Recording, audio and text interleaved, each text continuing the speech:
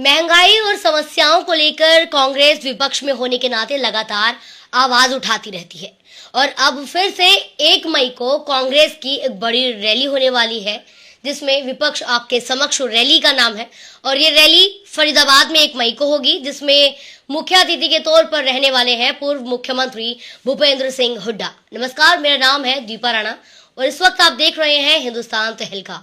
मेरे साथ कांग्रेस के प्रवक्ता मौजूद है विजय कौशिक जी। उनसे हम बात करेंगे इसी बड़ी रैली को लेकर।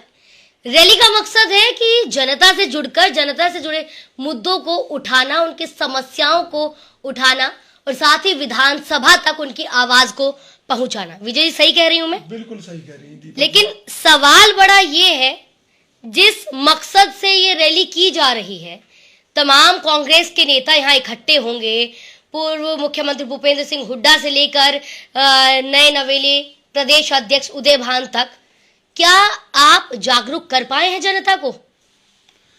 देखिए, इसमें कोई शक नहीं है कि जो हमारा मकसद है वो इस रैली को जन आंदोलन बनाने का है।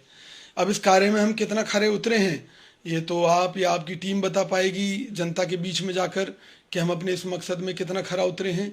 लेकिन मैं चौधरी भूपेंद्र सिंह हुड्डा जी की तरफ से आपसे एक बात कहना चाहता हूं कि चौधरी भूपेंद्र सिंह हुड्डा जी जब मुख्यमंत्री रहे तो उन्होंने कोई समाज का वर्ग ऐसा नहीं था, कोई व्यक्ति ऐसा नहीं था जो उनके द्वार पर आया हो और खाली गया हो।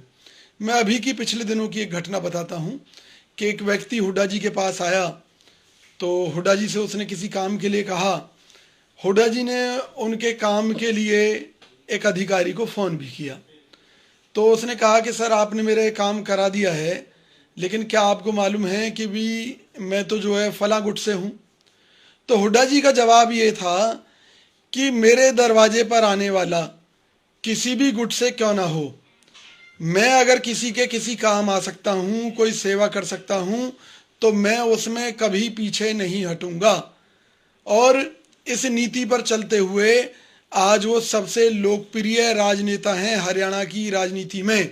अगर आज भी आप कोई सर्वे कराएंगे तो आप पाएंगे कि खट्टर जी 10वें पायदान पर मिलेंगे तो हुड्डा जी जनता के नजरों में नंबर 1 पायदान पर मिलेंगे लोकप्रियता के मामले में। जी कौशिक साहब, इतनी लोकप्रियता के बावजूद भी कांग्रेस क्यों सत्ता में नहीं आ पाई?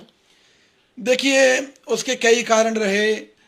पार्टी हाईकमान द्वारा सही समय पर सही निर्णय न लिए जाने के कारण। यानी कि एक फैक्टर क्या ये भी हो सकता है कि भूपेंद्र सिंह हुड्डा को बैकफुट पर रखा गया? क्या सामने फ्रंट फेस उनका नहीं किया गया? नहीं, चुनाव में उन्हें फ्रंट में रखा गया लेकिन वो निर्णय काफी देरी से हुआ। और जो उस समय के प्रदेश अध्यक्ष थे कांग्रेस के, अशोक तंवर, वो पार्टी छोड़कर भाग गए। पार्टी के साथ उन्होंने विश्वासघात किया। उन्होंने जगह जगह जाकर पार्टी उम्मीदवारों को हराने का प्रयास भी किया, लेकिन कांग्रेस के कार्यकर्ताओं ने और जनता ने उनके मुंह पर राजनीतिक रूप से एक ऐसा करारा जवाब दिया था कि आज भी उन्हें अलग अलग पार्टियों में भटकते हुए देखा जा सकता है और जनता आज भी चौधरी भूपेंद्र सिंह हुड्डा जी को अपना नेता मानती है। अशोक तंवर भाग गए, कुमारी शैलजा ने इस्तीफा दे दिया, अब उदय भान जी ने पदभार संभाला है। क्यों प्रदेश अध्यक्ष दोबारा बदलते रहते हैं कांग्रेस पार्टी में? क्या आपसी गुटबाजी अभी भी है? देखिए, पहली बात तो मैं बता दूं, कोई गुटबाजी ना पहले थी ना अब थी। वो क्या था, मान लीजिए अशोक तंवर का ही हम राजनीतिक सिस्टम देखें तो जो भी प्रदेश अध्यक्ष कहीं ये समझता है कि वो हरियाणा की राजनीति में कामयाब नहीं हो पा रहा तो उसके पास सीधा एक जवाब होता है कि चौधरी भूपेंद्र सिंह हुड्डा जी या उनके समर्थक उन्हें कामयाब नहीं होने दे रहे। ये तो कोई जवाब है ही नहीं। भाई, अगर आप असफल होते हैं तो अपनी गलतियों के कारण होते हैं और सफल होते हैं तो अपनी नीतियों के कारण होते हैं। तो हुड्डा जी को तो एक ऐसा वो बना दिया गया है नाम, क्योंकि सबसे ताकतवर व्यक्ति हैं कांग्रेस में। अब हुड्डा जी तो नहीं करेंगे ना ये काम कि भी वो 10,000 लोगों को इकट्ठा करेंगे और कहेंगे चलो जी प्रदेश अध्यक्ष के घर पर चलो, वहां पर भीड़ की शोभा बनाओ। तो हुड्डा जी तो ये काम नहीं करेंगे ना। तो वो तो काम प्रदेश अध्यक्ष को अपनी नीतियों से करना पड़ता है कि लोग उनके पास आए अपनी समस्याओं के लिए, वो जन जन के नेता बने, तो उसके लिए काम तो उन्हें खुद करना पड़ेगा। तो वो जो चीजें थी वो अपनी नाकामियों का ठीकरा हुड्डा जी के सर पर फोड़ते थे।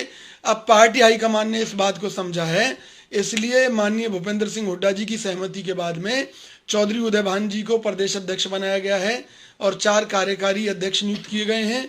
तो एक तो जो सबसे बड़ी गुटबाजी का जो मुद्दा होता था प्रदेश अध्यक्ष और हुड्डा जी के बीच में, वो अब खत्म हो गए हैं सारे विवाद।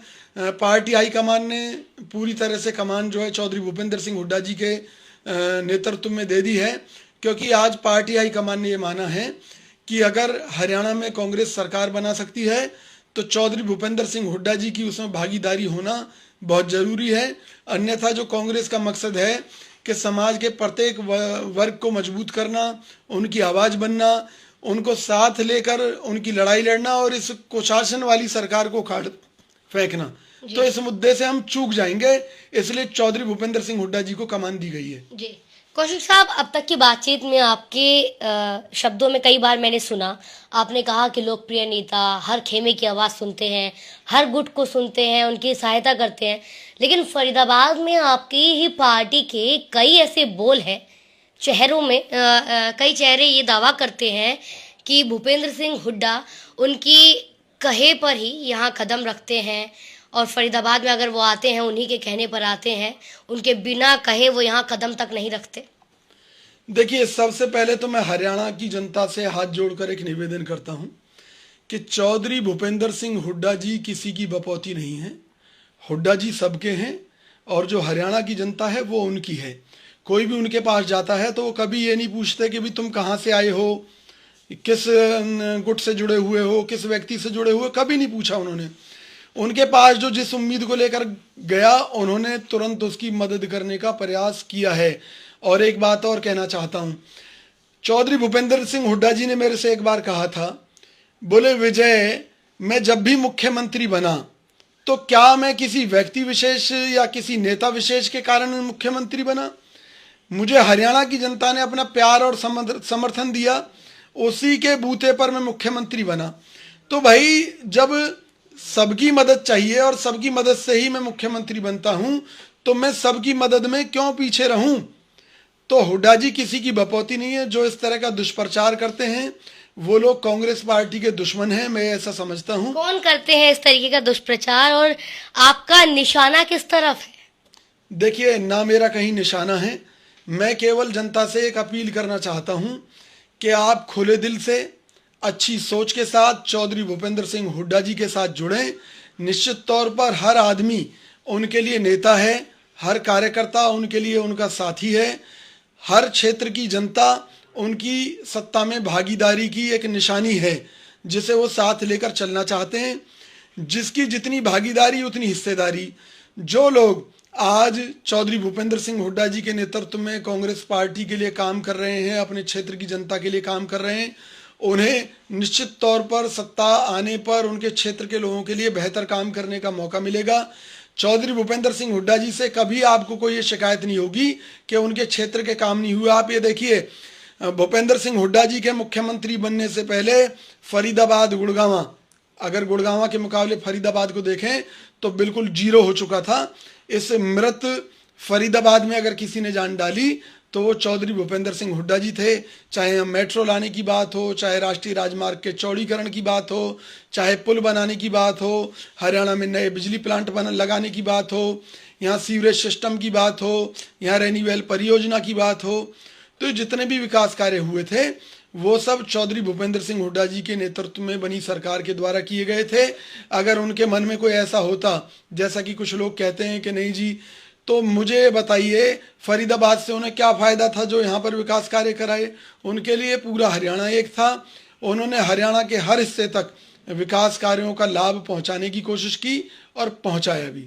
उदय भान के प्रदेश अध्यक्ष बनने के बाद आपकी पार्टी में कई नाम ऐसे आ रहे हैं, कहा जा रहा है कि वो पार्टी छोड़कर दूसरी पार्टी में शामिल होने लगे हैं क्योंकि आपसे नाराजगी बढ़ गई है। देखिए, जिसको भागना है वो भागेगा ही। उदाहरण के तौर पे मैं बताता हूं, फरीदाबाद में एक नेत्री रही हैं कांग्रेस पार्टी से, जो भाजपा में थी पिछले दिनों तक। कांग्रेस पार्टी ने उन्हें बहुत कुछ दिया, कांग्रेस पार्टी की टिकट पर वो जीती, उनको संसदीय सचिव भी बनाया। लेकिन जब भाजपा आने की सुगबुगाहट दिखाई दी तो वो नेत्री भाजपा में जा पहुंची। फिर दोबारा कांग्रेस में आ गई, कांग्रेस पार्टी ने फिर भी मौका दे दिया। फिर जब समय आया फिर दोबारा से जो है भाजपा में भाग गई। तो सवाल ये है कि भी जिसको भागना है वो भागेगा, कोई नहीं रुकता। तो जिनको जाना है वो जा सकते हैं। कांग्रेस को ऐसे कार्यकर्ताओं की, ऐसे नेताओं की जरूरत है कि जो सत्ता ही नहीं, सत्ता के बगैर का जो संघर्ष है जनता के लिए, उसे भी करने की हिम्मत रखते हों। जो राजनीति में स्वार्थ की भावना से कांग्रेस के साथ ना जुड़ें, अपितु अपने क्षेत्र की जनता की सेवा करने के लिए, उनके मुद्दे उठाने के लिए, संघर्ष करने के लिए कांग्रेस के साथ जुड़ें। तो जिनको जाना है जाएंगे। और मैं फिर कह रहा हूं, जिन लोगों को इस फेरबदल से परेशानी है, जो लोग कांग्रेस में केवल मलाई खाने के लिए कांग्रेस ज्वाइन किए हुए हैं, वो जाना चाहें उनका भी स्वागत है। और जो संघर्ष करने के लिए, जनता के लिए संघर्ष करने के लिए कांग्रेस में आना चाहते हैं, उनका भी स्वागत है। यहाँ पर ये जो डीलर बनकर जनता को लूटते रहे हैं, आज लीडर बन गए और आज अपने फायदे के लिए कांग्रेस में हैं। कौन है जो लीडर और डीलर के बीच का जो आप बता रहे हैं, जो लीडर बने फिर डीलर बने, किसे बता रहे हैं आप? देखिए, जो आप लोग ही हमें बताते हैं। नहीं, अभी तो आपने ही बताया है मुझे कि जो लोग लीडर हैं वो डीलर बने। ऐसे कई लोग हैं जो हमारी पार्टी छोड़कर गए हैं, वो प्रॉपर्टी डीलर थे और आज दूसरी पार्टियों से अब वो परेशान हैं, वो वापस आना चाहते हैं। लेकिन हुड्डा जी के सख्त निर्देश हैं कि ऐसे लोग जिन्होंने अपने फायदे के लिए कांग्रेस में सत्ता सुख भोगकर आज संघर्ष के समय में जनता को भी धोखा दिया और पार्टी को भी धोखा दिया, ऐसे लोगों के लिए नो एंट्री है कांग्रेस में। कांग्रेस में जनता के लिए संघर्ष करने वाले लोगों का स्वागत है। अच्छा कौशिक साहब, एक आखिरी सवाल है मेरा। पंजाब में भी यही भगाने वाली बात हुई थी, जिस तरीके से आपने कहा कि जो भागना चाहे वो भाग सकते हैं। कहीं ऐसा तो नहीं जिस तरीके से पंजाब में आपसी मतभेद था, भागना भगाना हो रहा था, नाराजगी चल रही थी, मानना मनाना हो रहा था और उसके बाद पंजाब की सत्ता से हाथ धोना पड़ गया? अगर वही भागने भगाने वाला जिक्र यहाँ हुआ तो कहीं हरियाणा में भी वही तस्वीर तो नहीं देखने को मिलेगी? मैं आपको स्पष्ट कर देना चाहता हूँ कि वहाँ परिवर्तन के बावजूद भी धड़ेबाजी बरकरार रही थी और सही समय पर सही निर्णय न लिए जाने के कारण वहाँ पर एक अच्छा संदेश नहीं गया और बयानबाज जो हमारे कई नेता थे, उनके बयानों से भी पार्टी को नुकसान हुआ। लेकिन हरियाणा में ऐसा नहीं है। कांग्रेस पार्टी ने पंजाब के मुद्दे से सबक लेते हुए पार्टी हाईकमान ने हुड्डा जी के नेतृत्व में यहाँ कांग्रेस पार्टी के जो कार्यकर्ता हैं, उनको जो उनके मन में जो उम्मीद जगाई है, निश्चित तौर पर ये जरा सी जो चिंगारी है ये बहुत बड़ी आग बनेगी और कांग्रेस का हर कार्यकर्ता चौधरी भूपेंद्र सिंह हुड्डा बनकर सड़कों पर जनता के हितों की लड़ाई लड़ेगा और निश्चित तौर पर हरियाणा में कांग्रेस की सरकार होगी, क्योंकि पार्टी हाईकमान भी ये समझ चुका है कि यहाँ पर अगर कोई जनता की लड़ाई लड़ सकता है तो वो हुड्डा जी हैं। क्योंकि देखिए, अगर भाजपा सरकार को इनका डर ना होता तो आज सीबीआई और ईडी को हुड्डा जी के पीछे ना लगाया होता। उसके बावजूद भी इन सब चीज़ों से संघर्ष करते हुए भी जनता के लिए हर कदम पर संघर्ष कर रहे हैं, जनता की मदद के लिए हर वक्त तत्पर हैं चौधरी भूपेंद्र सिंह हुड्डा जी। तो इससे बड़ी जनसेवा की मिसाल नहीं मिलती। इनके पिताजी भी आपको मालूम है फ्रीडम फाइटर थे, उनका जीवन भी कुर्बानियों से भरा रहा है। चौधरी देवीलाल जी को हराने वाले अगर कोई शख्स जिन्होंने रोहतक के अंदर हराया तो चौधरी भूपेंद्र सिंह हुड्डा जी थे, जबकि इनका मुकाबला कहाँ था कि एक शेर से एक इंसान का मुकाबला था। शेर के आगे क्या ताकत थी, लेकिन जनता ने उन लोगों को भी नकार दिया, उन भेड़ियों को भी नकार दिया और हुड्डा जी पर विश्वास जताया था उस पुराने समय में भी। तो आज भी जनता का विश्वास चौधरी भूपेंद्र सिंह हुड्डा जी के साथ है। जी, हरियाणा में अगर मैं बात करूं दूसरी पार्टी की, आम आदमी पार्टी भी इस वक्त उभर कर आ रही है। आम आदमी पार्टी से कितनी टक्कर मानते हैं? पहले तो सिर्फ बीजेपी और जेजेपी थी, लेकिन अब आम आदमी पार्टी भी चुनौती दे रही है कांग्रेस को। देखिए, आम आदमी पार्टी एक ऐसी पार्टी है जो सिर्फ एक गिद्ध की तरह दूर से देखती है कि हाँ किस पार्टी में। उसी गिद्ध ने पंजाब की सीट आपके हाथ से ले ली। मैं आपकी बात से सहमत हूँ जी। कई बार गिद्ध भी सफल हो जाते हैं, राजनीति इसी का ही तो नाम है कि जरूरी नहीं है कि समाज सेवा करने वालों को मौका मिले। अगर गिद्धों को मौके ना मिले होते तो आज देश में महंगाई चरम पर होती, आज बेरोजगारी चरम पर होती। जब भाजपा सरकार सत्ता में आई थी 40 लाख करोड़ का कर्ज था, जो कि बढ़कर 300 गुना हो गया है, यानी कि 1.20 लाख करोड़ हो गया है। आरबीआई के रिजर्व फंड से 2 बार पैसा ले लेकर आप खा चुके हो। आपने चाइना तक से कर्जे ले रखे हैं। तो मुझे बताइए ना, अगर गिद्धों को मौके ना मिलते तो क्या आज देश की हालत होती? ऑक्सीजन की कमी से लोग मरते हमारे देश में। कोरोना के नाम पर जो ड्रामा देश के अंदर हुआ है, वैक्सीन को लगवा लगवा कर लोग मर गए, तो आप बताइए ना क्या ये हालत होती? तो गिद्धों को भी कई बार मौके मिल जाते हैं, लेकिन जब जनता जागेगी तो इन गिद्धों का सबसे पहले नंबर लगेगा। आपने कहा कि वैक्सीन को लगवा लगवा कर लोग मर गए, यानी कि वैक्सीन से कोई असर नहीं हुआ, आप मानते हैं? देखिए, शुरू में WHO ने कह दिया था कि कोरोना का वायरस म्यूटेंट करता है, इसका एक रूप नहीं है, इसलिए इस पर इसकी वैक्सीन बन ही नहीं सकती। तो इन्होंने कौन सी वैक्सीन बना दी? दूसरा, जो भारत के अंदर डेल्टा वेरिएंट पैदा हुआ था, उसको पूरी दुनिया ने इंडियन वेरिएंट कहा था, आपको मालूम हो तो। और उस इंडियन वेरिएंट के कारण ही देश के अंदर लोग मरे, दुनिया में लोग मरे। बाद में भारत सरकार ने जब अपना दबाव बनाया तो उसका नाम डेल्टा वेरिएंट रखा गया था। वैक्सीन लगवाने के बाद भी बहुत से लोग मरे, लाखों लोग मर गए। और जबकि सरकार का ये दावा था कि वैक्सीन लगवाने के बाद में इंसान की जान नहीं जाएगी, ज़्यादा से ज़्यादा ये है कि बीमार हो सकता है। तो सरकार बताए भाई, फिर सरकार का ही आधिकारिक रिकॉर्ड आज तक यही है कि हमारे देश में वुहान वाले वायरस का एक भी पेशेंट नहीं मिला है। तो कौन से कोरोना फैला, कौन से का इलाज हुआ? सरकार को ये स्थिति स्पष्ट करनी चाहिए। तो और 5 रुपए का मास्क 100 रुपए में बिका, 50 पैसे का मास्क 20 रुपए में बिका। आपदा को अवसर बनाकर लूटा गया। जिस कोरोना की दवाई पूरी दुनिया में नहीं थी, गर्म पानी पिलाकर और पैरासीटामोल खिलाकर प्राइवेट अस्पतालों में उसे ठीक किया गया और 20-20 लाख के लोगों से बिल वसूले गए, लोगों को बर्बाद कर दिया गया। गंगा तक में लाशें तैरती मिली। तो मुझे बताइए ना, मैंने उस समय भी सरकार से मांग की थी कि सरकार को एक फिक्स करना चाहिए था कि कोरोना के इलाज में 2 लाख से ऊपर रुपए नहीं लिए जा सकते। अब लोग बर्बाद हो गए। आप देखिएगा कभी भी इलाज में कितने लोग परिवार बर्बाद हुए। जी, बहुत यानी बड़ा कि आप ये घोटाला है। कहना चाहते हैं कि केंद्र सरकार नाकाम रही इस कोरोना में? मैं कह रहा हूँ नाकामयाब। जो IMA के प्रेसिडेंट थे के अग्रवाल जी, उन्होंने 2nd डोज लगवाई और कोरोना ग्रस्त हो गए, कोमा में पड़े रहे, उनकी मौत हो गई। तो इनसे हिसाब लेने वाला कौन है? सवाल ये है ना। अब जैसे बिजली संकट, हरियाणा के अंदर जो जितने भी बिजली के प्लांट लगे वो चौधरी भूपेंद्र सिंह हुड्डा जी के समय में लगे। उसके बाद इन्होंने कोई प्लांट लगवाया हो तो बता दो। अच्छा, फिर हरियाणा में इन्होंने सब्सिडी वाले बल्बों के नाम पर कहा कि भी इससे बिजली की खपत आधी हो जाएगी, उतनी हो जाएगी। तो सब्सिडी का पैसा तो जनता की जेब से गया और लोगों ने LED बल्ब भी लगवा लिए। उसके बाद मुझे बताओ, किसी का बिजली का बिल कम हुआ हो, कुछ कम हुआ तो बता दीजिए। और आज आलम यह है कि 6-6, 7-7 घंटे की कटौती कर रहे हैं। क्यों? काम तो किया नहीं, जनता को लूटने में लगे हैं। स्मार्ट सिटी कोई बनाई नहीं। 100 स्मार्ट सिटी देश में बननी थी, फरीदाबाद को नरक सिटी बना रखा है। तो ये स्थिति है। नगर निगम चुनाव की क्या तैयारी है कांग्रेस की इस बार? देखिए, चौधरी भूपेंद्र सिंह हुड्डा जी से मेरी बात हुई थी और हरियाणा भर के कार्यकर्ताओं से उन्होंने बात की है। चौधरी उदय भान जी अब प्रदेश अध्यक्ष बने हैं, उन्होंने भी हुड्डा जी से चर्चा की है।